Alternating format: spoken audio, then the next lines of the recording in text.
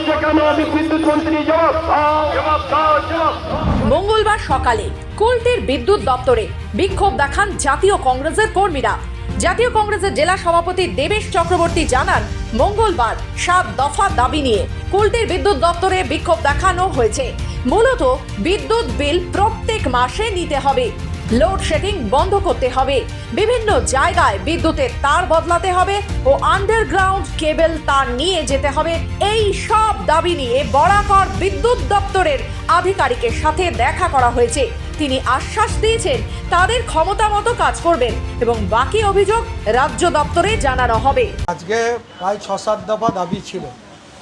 আপনারা জানেন দীর্ঘদিন ধরে পশ্চিমবঙ্গের বিদ্যুৎ দপ্তরের যে ভূমিকা, প্রথম কথা বিভিন্ন জায়গায় সময় যখন তখন লোডশেডিং হচ্ছে, বিদ্যুতের তার পরিবর্তন করো, তার সিস্টেম পরিবর্তনের কোনো লক্ষ্য নেই, দিনের পর দিন বিদ্যুতের মাসুল বাড়াচ্ছে। 7 দফা দাবি নিয়ে আমরা বরাকর ইলেকট্রিক অফিস ঘেরাও করেছি।